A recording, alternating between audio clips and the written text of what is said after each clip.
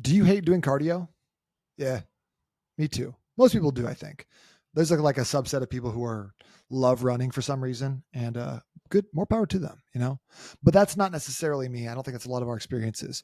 Most of us do cardio because we have to. We want to lose weight, want to get in the best shape of our lives, and we think that's important to do. So, what is the most cardio that needs to get done in order for you to hit the goals that you set? How much can you do to get the results that you're looking for, and how much of it needs to be weight training, etc. Well, in this episode, we're going to dive into how much cardio you actually need to do to get results and how you can make it suck a little bit less. And that's coming from a cardio hater. So you're listening to the Low Carb Hustle, home of your $1,000,000 body method, where we help you get leaner and live longer. My name's Nate Palmer. I've been a coach since 2008 and helped over 1,100 people transform their health and fitness. My mission is simple: to show you how to easily drop fat so you can feel lean, strong, and energetic. So if you're ready to learn some secrets about cardio, how you can do it in a way that does not suck, well, then stick around. Let's do this. So one of the biggest lies that I think that we experienced, it's like for me especially, was like early on in my training career. I had this conversation all the time. 2008 to 2012, there was a big debate about like what's better, weightlifting or cardio. Okay, and so I think both of those things have their applications. Neither one is inherently good or inherently bad. But I will say this: if you're looking for fat loss, cardio to me is cheaper, because when you go to the gym and you do some cardio, you burn a bunch of calories and then you leave and you burn those calories. That was great. And then you move on with your life. Right. But on the other hand, weight training takes a lot longer. It's a lot more expensive. It's more about like that kind of that grind, that game of inches.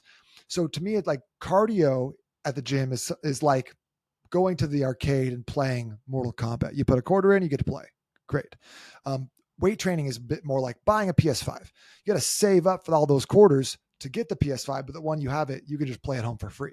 And by that, I mean, if you build a bunch of muscle, it's going to be a lot easier to burn more calories and burn more fat. So sure, it takes longer. It's a bit more expensive, but it's a long-term investment, both in your health, your longevity, bone density, just keeping away metabolic disease and sickness, and having more muscle as you age is always a good thing. Being strong is never a weakness.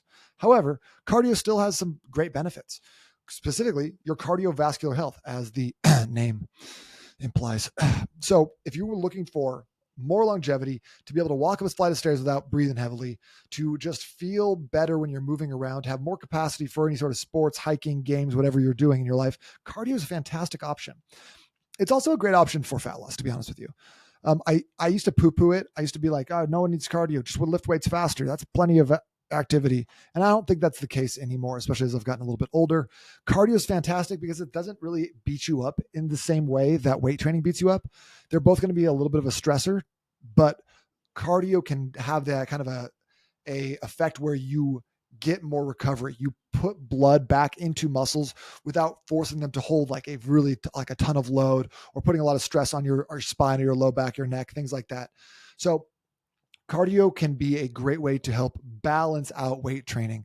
And then also, like, if you can go to the gym and have a decent time and you can burn 300, 400 calories, like that's a huge win during the day. You're going to feel good. You're going to be moving better. Your metabolism is going to be up, increased.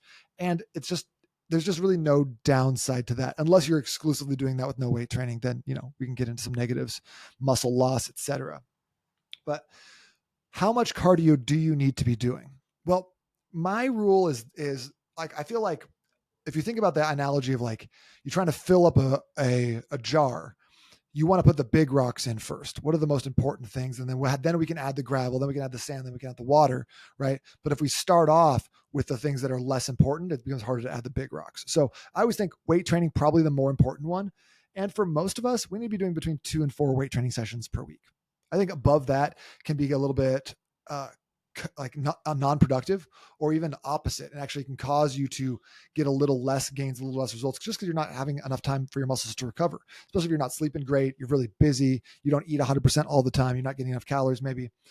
So weight trainings, pencil those in first. Those should be kind of like your most important things. So if you're only going to be able to get 2 sessions in per week, I think weight training would be a good option. And then throwing a little bit of cardio in on the back end of those weight training sessions could be a great way to start.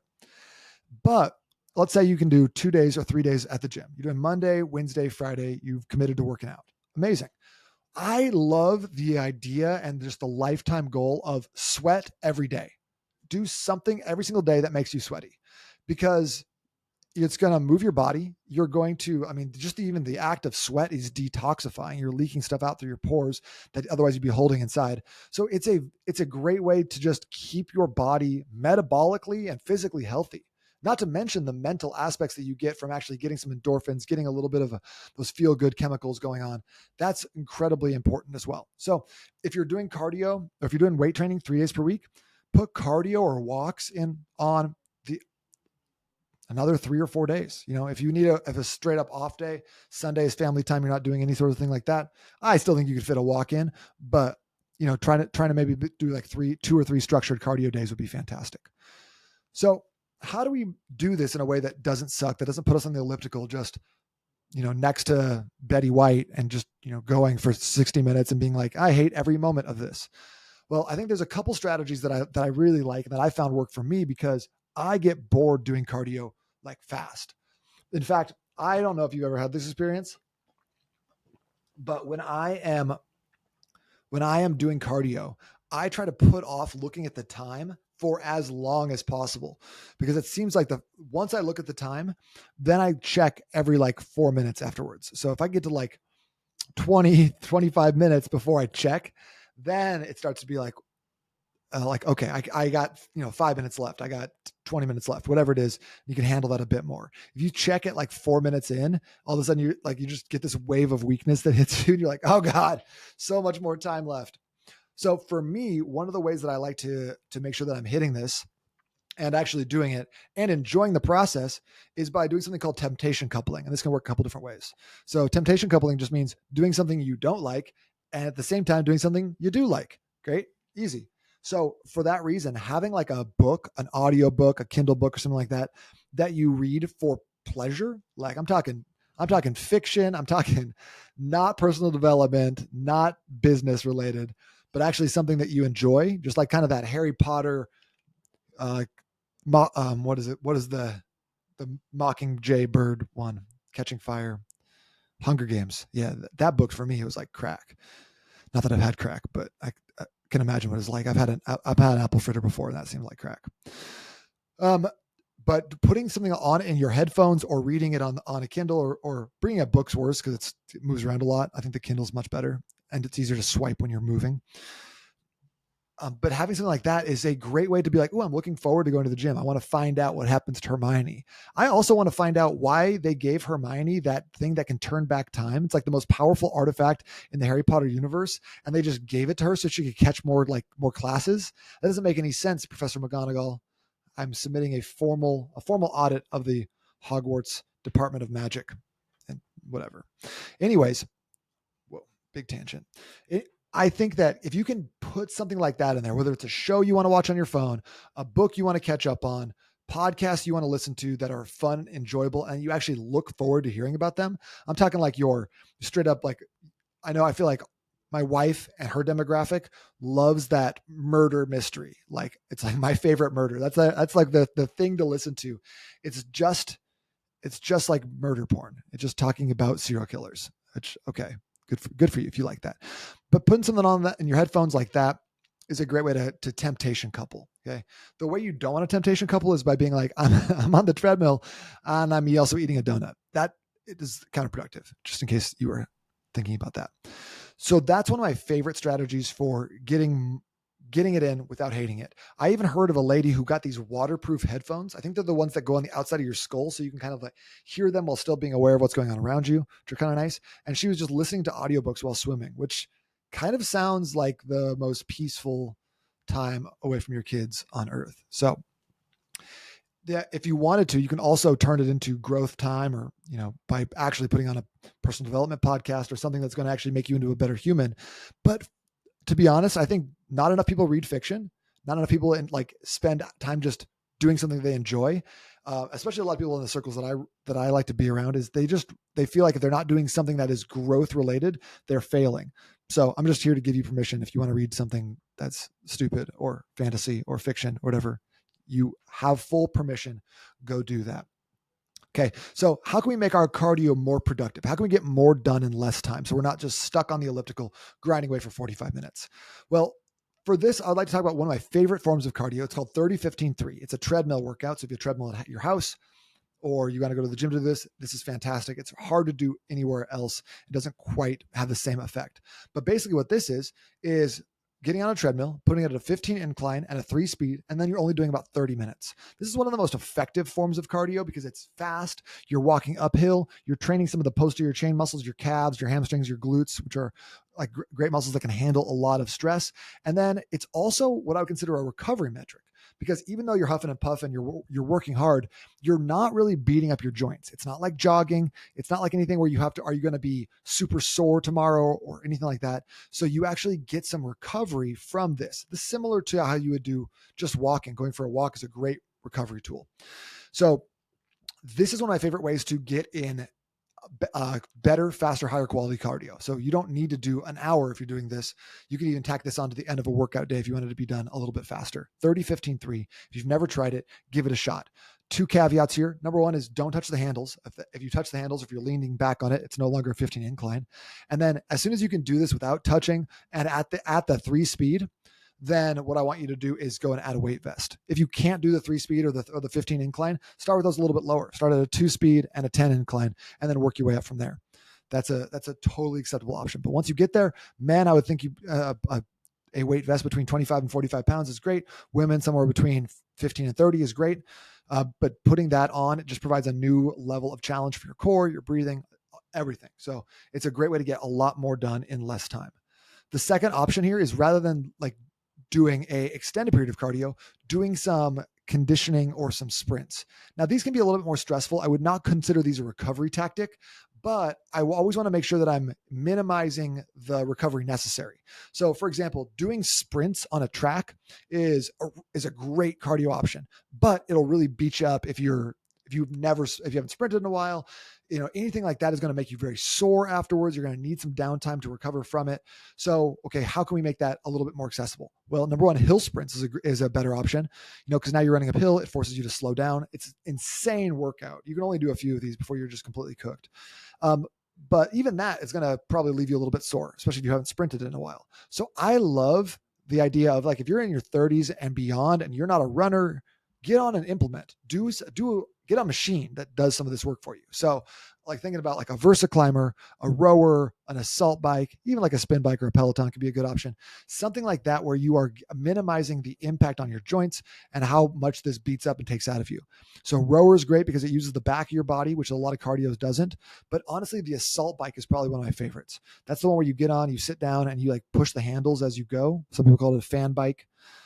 But this is a great way to start building in some of these intervals. Okay. So I like always one work period to a 2 to 3 rest period. If you're first starting off and you're not pushing it that crazy hard, do a 1 to 2. If you are absolutely dominating and then in turn getting dominated, do a 1 to 3. So for this one, I would maybe say like 15 seconds on, 45 seconds off. I'm going to say off, I mean still pedaling slowly if we're talking the assault bike. Or 20 seconds on, 40 seconds off is kind of what I do for clients who are more new to the program, just getting started in something like this. So that way you give it like a 1 to 2 or 1 to 3 work to rest ratio. During the work times, you're going to go all out. It's a sprint after all. I see a lot of people talking about doing sprints for 60 seconds. That's not possible. You can't sprint for 60 seconds. You could run for 60 seconds, but we're talking about sprinting, going kind of at your top speed. So spend the first 1 or 2 minutes of your cycle getting warmed up, making sure that you're feeling good, and then you can actually put in 100% effort and then go all out. This is a great way to cram a ton of work into a shorter amount of time. And typically I'm doing this for between like 6 and 12 minutes at the end of a workout. Usually I like this at the end of a workout because I feel like during the workout, you're burning through glycogen. Glycogen is stored carbs, is in your muscles. And once you burn through those, you have a better shot of burning some more fat afterwards. So if you're really trying to cut down the last 10 pounds, I recommend doing your cardio after your weight training if you're going to put them on the same day. Otherwise, different days is totally fine. You can do intervals on its own separate day, but I would just probably do some steady state cardio first and finish with these, or do these first and finish with those. It doesn't make much of a difference. You'll be more tired after this one, so you might have a little less output on your steady state. So just to keep that in mind. And then The last one I love and I recommend is just walking, getting out and walking. And if you are someone who is fairly physically fit or at least not out of shape, then grab a weight vest for this, especially if you're walking around on flat ground. Like the ground near my house is all flat. We walk on, like, it's kind of next to a canal. It's nice. But put a weight vest on. That's going to increase the difficulty. Push a stroller, pull a sled if you got one of those. Got some kids you can slap on it, or like you can throw some books into a backpack, a weight into a backpack, or even carry some dumbbells if you want. If you're going to go on a longer walk, go light. You don't need much to get a great workout holding some stuff in your hands.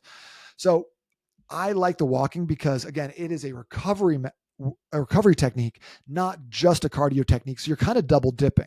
Especially if you're a high stress person, your high stress job, high stress lifestyle, we need more recovery in your life, not less.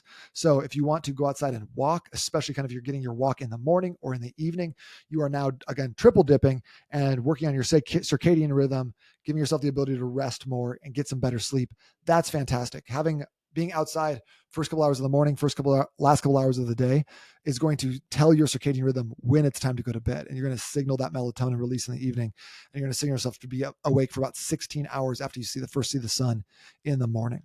So those are just a few ways of doing cardio, making it more effective, and just getting more out of it. So if you can be moving every single day, so like for example, if you're doing that Monday, Wednesday, Friday weight training, great. Maybe you throw 5 minutes of sprints at the end of each one of those days. Fantastic. Then on Tuesday, Thursday, you're doing 30, 15, 3. That way you're developing the habit. You're going to the gym 5 days per week.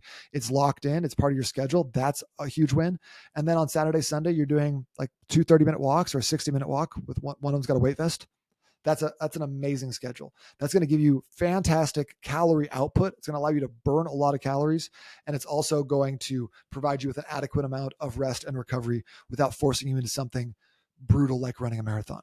So hope this was helpful for you.